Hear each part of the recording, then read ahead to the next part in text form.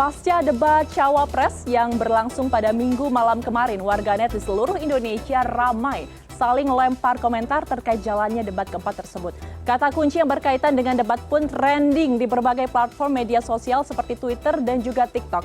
Kita akan bahas bersama kami, sudah hadir di studio Mbak Rustika Herlambang, Direktur Komunikasi Indonesia Indikator. Mbak Tika, selamat sore. Selamat sore yang sangat hangat hari Sangat ini. hangat hari ini Ya. agak menjurus panas ya. Agak menjurus panas. Karena memang debat yang dilangsungkan kemarin ini sangat menyita perhatian publik karena bukan hanya kandidatnya saja yang berdebat tapi warganet juga berdebat nih sepertinya ya, yang Mbak. paling jadi provokator memang warganet. Nah, sih. itu dia. Kita akan bahas bersama ya bagaimana framing media sosial, Twitter maupun juga TikTok di sini betul ya. sekali. Oke, yang pertama ini adalah sentimen postingan debat. Kalau kita lihat di sini ada yang negatif, ini didominasi oleh Gibran, dan juga yang positif ada didominasi oleh Mahfud MD. Ini penjelasannya bagaimana, Jadi Mbak? begini, per hari ini sampai jam 14.30 dari kemarin itu ternyata terdapat sebanyak 443.545 postingan. Oke. Kemudian engagement-nya berapa? 6,3 juta engage. 6,3 juta ini luar biasa Betul besar sekali. ya. Dan 65% diantaranya berasal dari platform TikTok. TikTok 65%. Ya, betul. Nah, kalau kita bicara soal media sosial, itu situasinya tuh sangat dinamis sekali, apalagi pada saat debat seperti sekarang. Jadi, postingan terbanyak yang paling cerewet platformnya apa, Mbak?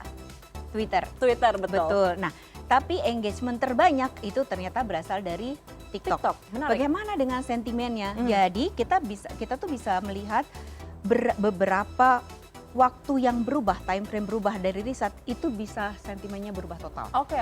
Jadi kalau ini kan sampai tadi pagi ya, sampai jam 9.30, situasinya tuh kenapa ini saya bikin, ini adalah postingan. Jadi postingan ini kenapa dia tinggi merahnya, ini kenapa tinggi merahnya, kenapa ini tinggi merahnya, itu terjadi karena trending topik yang mengarah ke sesuatu yang negatif. Sebenarnya sentimen itu ditujukan kepada Gibran, tapi karena menyeret Mahfud dan menyeret Muhaimin Iskandar, maka yang terjadi adalah merahnya ikutan besar. Ini adalah bicara soal framing. Bagaimana situasi debat kemarin itu dilihat oleh netizen. Nah, tetapi, ya kan, kita bicara soal situasi yang sangat berubah dengan cepat sekali. Apa yang terjadi pada hari ini? Jadi kalau dari sisi sentimen postingan, jadi kita udah kurasi sampai jam 14.30, sentimen negatif Gibran ada 57%, sentimen negatif Mahfud ada 25%. Ini saya update ya, Mbak, Betul 57% untuk Mahfud, 25%, 25% yang negatif, dan Muhaimin 27%. 27. Ini data terbaru 14. Iya, 30 betul ya? sekali, 14.30. Siap. Nah, terus kan kita menariknya begini. Kan postingannya banyak, dapat reaksi nggak sih sebenarnya? Nah, gitu kan. Nah, ternyata kita bicara soal engagement, reaksi terhadap ketiga paslon tersebut. Kita lihat engagement-nya ya, engagement sentimennya seperti apa dan perbedaannya seperti apa? Nah, jadi ini sampai jam 9:30 tadi, ini saya update sampai jam 14.30. Nah, yang terjadi adalah untuk engagement sentimen negatif yang ditujukan kepada Muhaimin ada 18%. 18% data terbarunya. Kemudian Gibran 40%. Gibran 40% dan naik Mahfud ya. tetap stabil 25%. Stabil Ya, di betul. 25%. Betul. Baik. Nah, pasti Mbak bertanya dong gitu. Kenapa tadi postingan terhadap Gibran itu negatifnya besar tapi engagementnya negatifnya lebih kecil? Karena dukungan terhadap Gibran itu banyak sekali. Luar biasa. Jadi itu ada polemik ya tadi malam itu gitu. Karena kan netizen itu kalau kita buka nanti jejaring percakapan di Twitter, itu terlihat bahwa ternyata ada 30% netizen yang organik itu memantau jalannya debat dan kemudian berpikir, kok jadi serangannya personal ya gitu. Oke. Nah, itulah yang mengakibatkan polemik itu. Tetapi di sisi lain kita bilang bahwa yang namanya Gibran ataupun siapapun itu dia selalu punya pemilih militan. Jadi kalau saya sudah memilih itu, maka apapun yang terjadi itu adalah bagian dari wah hebat sekali Gibran. Nah, itu disinilah terjadi kenapa engagementnya dia hanya 40% gitu. Kalau dibandingkan postingan yang tadi cukup banyak tadi gitu. Oke, jadi dari pemilih militannya itu yang juga sangat sekali. berpengaruh ya Betul, terhadap gitu. sentimen dari Gibran Raka Buming Raka ini. Terus kalau kenapa ketiga paslon ini dia mendapatkan sentimennya juga lebih sedikit karena dia lebih fokus gitu. Jadi kalau yang Mahfud kenapa sentimen negatif karena kemarin itu sebenarnya yang pertama Mahfud itu sebenarnya secara substansi dia menguasai, tapi dia sepertinya butuh waktu lebih panjang untuk menjelaskan itu gitu. Baik. Kedua adalah terkait dengan bagaimana dia itu ketika mengkritik pemerintah sama netizen dianggap kok Mahfud sedang mengkritik Menko Polhukam gitu. Backfire ke dirinya sendiri ya. Gitu. Nah, sementara dari sisi sentimen positif yang ditujukan kepada Mahfud adalah terkait sama Mahfud itu orang yang baik, yang humble, yang dia sabar, sehingga orang tuh ada empati ke dia gitu. Jadi menghadapi situasi yang seperti ini dia tetap santai aja gitu. Tetap wise dan juga tetap dewasa. Iya, padahal kubunya tuh udah panas banget gitu. Nah, menariknya lagi kalau yang Muhaimin Iskandar, dia adalah kalau tadi malam ya pasca debat itu memang dia secara jumlah sentimen positif paling tinggi dan juga secara jumlah percakapan itu paling tinggi tadi malam itu. Kenapa begitu? Gitu. Kenapa begitu? Karena Muhaimin tuh hadir di luar ekspektasi netizen. Ternyata dia beneran belajar gitu kan. Terus kedua dia tidak jadi dong dia diculik sampai ke rengas dengklok gitu kan. Itu menarik. Betul sekali. Terus ketiga ketika dia menghadapi kritik dia santai gitu. Jadi seperti dikatakan Gibran gitu bahwa Muhaimin sudah muncul apa adanya, lebih santai. Tapi kalau kita lihat persentase positifnya ini cukup timpang ya Mbak antara Muhaimin dengan Gibran. Karena dengan Mahfud sendiri hanya berbeda 3% saja. Betul. Nah, tapi sebenarnya ini kalau kita biasanya antara positif sama netral kita jadikan satu. Jadi kita selalu hanya melihatnya di yang negatif saja gitu. Nah, Gibran itu kenapa ada netral, ada positif karena jadi di satu sisi netizen itu sebenarnya sudah siap bahwa Gibran pasti akan memenangkan debat gitu dengan pengalaman kemarin gitu. Nah, terus mereka yang mengangkat positifnya Gibran adalah terkait sama anak muda. Ini waktunya anak muda seperti itu. Wah, Gibran hebat gitu. Nah, di sisi lain ternyata netizen juga agak kecewa karena apa? Karena kok Gibran jadi nyerangnya personal padahal kemarin kan bapaknya mengingatkan supaya tidak menyerang personal gitu. Nah, itulah sisi dinamika yang sangat menarik kalau kita bicara soal media sosial, Mbak. Sangat menarik dan juga sangat panas karena komentarnya ada-ada saja biasanya di sosial media. Nah, ini Mbak, kita akan membahas mengenai perbincangan masih di Twitter ya. Ada tanggapan, ini yang orange dan juga ada unggahan. Kalau dari data yang di sini sebenarnya ini adalah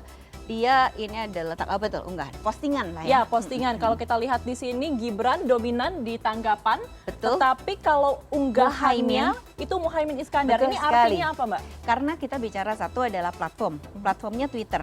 Twitter itu paling banyak dan paling cerewet gitu. Nah, jadi pada saat debat sampai jam 11 malam tadi, ternyata yang paling banyak direspons oleh netizen itu adalah Muhaimin, penampilannya Muhaimin gitu. Responsnya lebih baik ke Muhaimin. Betul gitu. Nah, secara kenapa engagementnya tuh Gibran paling banyak? Karena netizen melihat kan kita lihat tuh trending topiknya itu kan semua mengarah ke Gibran kan. Nah, itu sebabnya secara engagement dia lebih besar walaupun secara sentimen baru kali ini Gibran sentimennya negatifnya besar gitu. Iya, setelah 2 debat ini sepertinya sentimen negatifnya luar biasa karena yang trending betul. Nah, semua kenapa seperti itu? Karena ini adalah pertaruhan terakhir. Jadi mereka harus tampil maksimal. Dan di sisi lain kita juga melihat bahwa secara konteks pada saat debat kemarin kondisinya tuh sedang tidak baik-baik saja kepada Prabowo. Ya kan? Jadi mungkin Gibran ingin memaksimalkan kemampuan dia gitu loh. Padahal sebenarnya netizen mengatakan bahwa sebenarnya dengan penampilan kayak kemarin aja kamu udah sangat bagus gitu. Kamu nggak usah nyerang secara personal gitu. Ada yang bilang cukup ofensif ya penampilannya tadi malam gitu. Ya Mbak ya. Dan juga mereka banyak fokus pada ekspresi, gestur dan mencari jawaban itu ya gimmick-gimmick itu. Kita berlanjut Mbak, ini adalah gender Twitter. Bagaimana ini menjelaskannya? Karena laki-lakinya terlihat cukup dominan ya? Betul sekali, karena apa? Karena satu Twitter, dua terkait sama politis gitu. Jadi kalau di Twitter itu kan kenapa gender laki-laki itu lebih banyak pada saat debat kemarin karena bicara soal mereka bisa mengkritik apa saja gitu. Perempuan itu biasanya pada saat di Twitter itu mereka lebih banyak mendukung. Ada juga yang mengkritik tapi lebih positif gitu. Itu rata-rata karakter di perempuan pada saat debat kemarin gitu. Mungkin karena perempuan merasa nggak nyaman kalau dia ngeposting kemudian negatif gitu ya tanpa data dan lain-lain gitu. Itu relatif gitu ya untuk di Twitter gitu. Menarik ya karena biasanya kalau secara stigma itu perempuan lebih banyak berkomentar, lebih cerewet, tapi justru di Twitter datanya valid 78%, 79%, 75% laki-laki Betul semuanya. sekali. Iya, karena politik. Karena politik. Ya. Oke, kita beralih ke selanjutnya. Perbincangan TikTok ini tadi 65% engagementnya dari TikTok, Mbak. Bagaimana ini sekali. Nah, tanggapan dan unggahannya? Ini adalah sampai tadi malam jam 23 ya. Nah, kita lihat bahwa sebenarnya secara postingan kecil banget kan. Betul, Tapi betul. kita lihat engagementnya luar biasa. Sangat luar biasa. Gitu, dan kembali lagi gitu, apa yang terjadi gitu. Jadi di TikTok itu netizen kenapa memberikan engagement besar, karena dia melihat apa sih peristiwa yang menarik sepanjang debat itu gitu. Jadi ada meme, kemudian ada gimmick-gimmick gitu yang dimunculkan gitu. Tapi biasanya TikTok itu jarang negatifnya gitu. Cuman kali ini tumben gitu.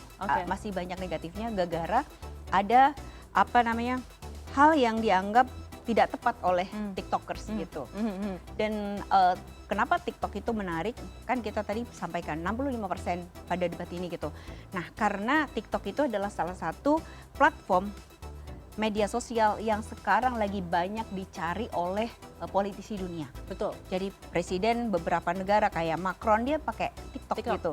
Bahkan ada di beberapa riset itu menyatakan bahwa pada putaran kedua itu salah satu presiden itu dia menggunakan platform TikTok dan dia berhasil menang. Jadi kenapa TikTok itu menarik? Karena TikTok itu kan awalnya diangkat sebagai salah satu platform untuk orang-orang yang pubertas. Gitu kan, gitu. Jadi untuk milenial awal dan Gen Z itu adalah ternyata pasar terbesar politik. Nah, TikTok selama ini tuh dia apolitik sebenarnya. Jadi dia bicara tentang sesuatu yang menyenangkan, humor, tantangan gitu kan. Nah, itu tapi ternyata itu ruang kosong. Itulah yang menyebabkan para politisi mengambil ceruk kenapa kita nggak masuk ke sini, dan itulah yang terjadi di Indonesia sekarang. Dan gitu. mungkin salah satunya yang kalau kita bisa mengambil contoh Bumbung Markos kemarin ya, itu juga sempat menjadi salah satu hal yang sangat menjadi perbincangan ketika menggunakan TikTok dan bisa menang. Tapi Mbak sedikit tentang TikTok juga, kalau tadi kita head to head dengan Twitter, antara tanggapan dan juga unggahan itu unggahannya didominasi oleh Muhaimin, tapi ini dua-duanya oleh Gibran nih Mbak. Kenapa ini? Jadi gini, engagement di TikTok itu memang kebanyakan ada di tempatnya Gibran karena isunya Gibran itu lebih menarik kan. Jadi kan kalau di Gibran itu kan ada beberapa gimmick-gimmick yang akhirnya dia diangkat oleh netizen gitu. Terkait sama ya ada yang positif terkait sama anak muda gitu kan. Termasuk gayanya, tapi juga ada kritik terkait sama songong, tengil ya. Seperti itu. Itu pembahasannya juga menarik. Kita bahas juga ya Mbak sekali. tentang bagaimana keywordsnya. Nah sekarang gender di TikTok ini lebih dominan, lebih laki-laki lagi lebih gitu. signifikan lagi nih Mbak angkanya. Bagaimana nih Mbak? Nah jadi tuh kenapa kalau di TikTok ini kecil banget karena kan politik kan. Politik ternyata dalam riset kita kemarin itu paling banyak masih didominasi oleh laki-laki. Dan fenomena itu juga terjadi di beberapa belahan dunia kok kalau terkait sama politik, dan TikTok memang mayoritas masih laki-laki. Tapi nanti kalau kita lihat ya, ketika isunya tuh berubah. Jadi kita bisa ambil contoh pada saat debat Capres kemarin, Pak Prabowo itu kan mendapatkan sentimen negatif kan karena dia dianggap dia diserang oleh kubu yang lain. Apa yang terjadi kemudian di TikTok itu awalnya stuck, tapi 2 hari kemudian tiba-tiba terjadi satu gerakan untuk membela Pak Prabowo, dan itu kebanyakan perempuan. Dengan konten yang menangis dengan ketika konten yang melihat menangis, debat itu ya. Emosi. Nah itu adalah hal yang sangat TikTok banget gitu. Tapi kalau TikTok disuruh ngomongin terkait dengan hal-hal yang sangat berat, misalnya deforestasi, mungkin nggak masuk ya? Nggak. Terus kemudian beberapa hal singkatan-singkatan aneh, sulit itu yang dianggap sulit itu. Seperti kemarin itu. Nah itu dia tidak masuk. Ke Jadi benar-benar sesuatu yang sifatnya itu emosional, ringan, dan gimmick biasanya. Maaf ya, receh. Gitu. Tapi kalau kita tuh masuk dengan receh, itu kan kita sebenarnya masuk ke alam bawah sadar kita kan. Kita dideketin tanpa kita sadar gitu. Baik. Menarik juga ternyata. Kalau kita melihat, ini juga yang tadi sempat disinggung, kita akan bahas sekarang. Dan sebelum dibahas, Mbak, saya ingin menyoroti top 3-nya. Menarik sekali karena ada agraria, ini adalah tema debatnya. Kemudian ada Tom Lembong dan juga Songong. Ini top 3-nya ternyata 2 diantaranya tidak termasuk dengan topik debat. Bagaimana nih Mbak?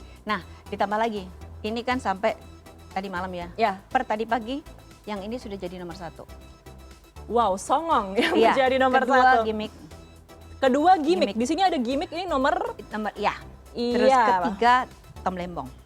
Yang ketiga adalah Tom Betul. Lembong. Jadi ini satu. Sebenarnya itu kan sesuatu di luar kan, Iya di betul. luar konteks debat gitu. Kenapa begitu? Karena kembali lagi engagementnya di mana? TikTok. Oke, baik. Jadi kalau engagement tertinggi di Twitter itu biasanya adalah sesuatu yang terkait dengan etika, kemudian soal deforestasi gitu ya, terminologi sulit, hilirisasi. pertanian, hilirisasi. Nah, itu masuknya ke Twitter. Dia lebih politis gitu. Tapi kalau di TikTok itu adalah sesuatu yang dia menyentuh kembali lagi emosional, Oke. humor gitu. Baik, seperti baik, itu. baik, baik. Ini menarik karena akhirnya top 3-nya tidak Iya. sesuai dengan tema debat. Ada songong, Ini juga rengas dengklok juga nggak ada. nggak ada sama sekali. Ini Nggak memang ada. kalau saya pantau ramainya di Twitter ya Mbak ya? Iya. Iya, di baik, Twitter baik, gitu. baik. Oke, kita Tidak akan- jadi diculik kan? tidak jadi diculik. Bahkan katanya sekarang Muhaimin minta ini Iya. food truck Nah, itu dan dia. videotron. Nah, ini Betul juga. sekali.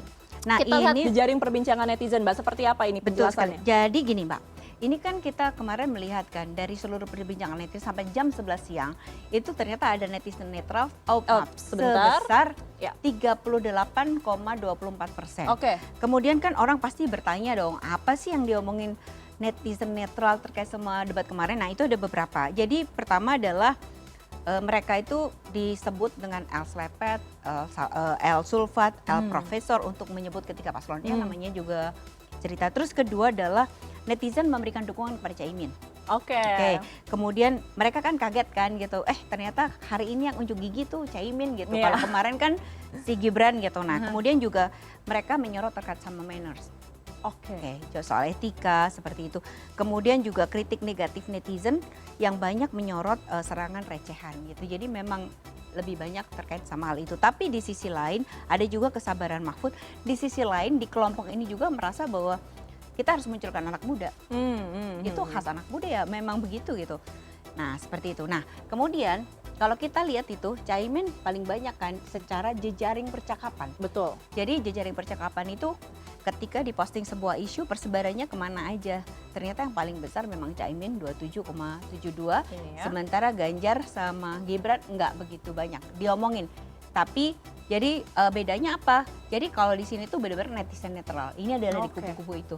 Karena Oke. jumlahnya kalah sama netizen netral sebenarnya gitu. Oke, baik, baik. Ya. Dan ini angkanya juga cukup signifikan ya, bedanya Benar, 28%, 8% Betul. dan juga 8%. Dan ini untuk terkait akun-akun ini juga adalah akun berarti yang Relatif, seperti apa, Mbak? betul. Jadi dia adalah relatif, dia tuh lebih akun organik lah gitu, Oke. yang kemudian dia merespon dan kemudian direspon sama netizen-netizen biasa. Oh, Jadi baik. bukan dari echo chamber tertentu gitu. Oke, ada CNN Indonesia soalnya di sini akunnya ya, Nah, salah satunya. kenapa begitu? Berarti CNN Indonesia di sini itu adalah salah satu isu atau postingan CNN itulah yang menggerakkan Oke. isu terkait dengan netizen. Nah, tapi kaitannya lebih ke Caimin ini. Oke. Jadi pasti ada sesuatu yang membuat CNN memposting satu event yang kemudian direspon sama netizen. Oke, jadi ada satu event yang dipost Betul. oleh CNN dan mungkin Yes. kebanyakan komentarnya terkait atau Caimin. dikaitkan dengan Caimin. Kurang betul. lebih Karena seperti apa? itu. Twitter kan. Oke, baik, Nah, baik. jadi Memang- kalau kita lihat karakter Mbak, kalau kita lihat dalam setahun terakhir itu setiap karakter itu dia punya kayak semacam pendukungnya paling banyak di mana. Jadi kalau di Twitter itu Anies Muhaimin. Oke, Twitter Dia Anies Muhaimin. secara jumlah postingan maupun secara engagement pasti paling banyak dia. Kemudian kalau di TikTok sejauh ini tuh paling banyak adalah Prabowo Gibran. Padahal Prabowo itu tidak punya TikTok. Iya, betul, betul. Nah, gitu kan. Nah, sebelumnya yang menguasai TikTok itu adalah Ganjar. Oh gitu. Iya. Padahal Anies sering live juga di TikTok, itu tidak Itu berpengaruh. belakangan. Oh, itu baru belakangan Itu ini. sebabnya kenapa TikTok menjadi salah satu sarana yang paling menarik karena dia tuh sangat natural, jadi organik dan dia bisa mengambil ceruk pasar yang jauh lebih luas. Oke. Menyenangkan gitu kan. Orang bisa menjadi viral tanpa kamu seorang selebritis gitu. Oke, baik, menarik, Ya, menarik. betul. Kita lanjutkan, Mbak. Ini yang terakhir ya. Ini TikTok. adalah jejaring perbincangan netizen TikTok. Ini sudah banyak titik-titik seperti Betul grafik. sekali. Ini apa, Mbak? Nah, jadi penjelasannya? ini sampai tadi malam itu kita melihat bahwa karena kalau dilihat dari engagementnya itu TikTok paling banyak gitu kan. Secara engagementnya. Tetapi kalau dari sisi jumlah postingan itu kan Twitter. Jadi kita bikinnya dua. Kenapa TikTok itu menjadi sangat penting. Terus kita bikin jaringan social networknya dong gitu seperti apa. Nah, ternyata kembali lagi perbincangan terkait sama Prabowo Gibran sebenarnya ini juga lebih ke arah Gibran karena kan waktunya pada saat debat kemarin Cawapres itu ya? dia ada di 48%. 48%. Betul. Dominannya di Gibran. Dominannya di Gibran, kemudian Mahfud 36,85% dan kemudian Muhaimin 26,29%. Nah di sini tuh ada catatan kan, di sini tuh kan di tengah-tengah itu kan ada pertemuan. Oke. Artinya apa? Ketika Di tengah postingin, sini ya, Mbak. ya, artinya apa? Ketika posting Gibran dia menyeret Anies Muhaimin atau menyeret Mahfud. Jadi misalnya kok ini menyerang ini kok menyerang itu di sini. Nah kalau yang di sini tuh kelompok-kelompok yang dia udah mendukung ke arah sana.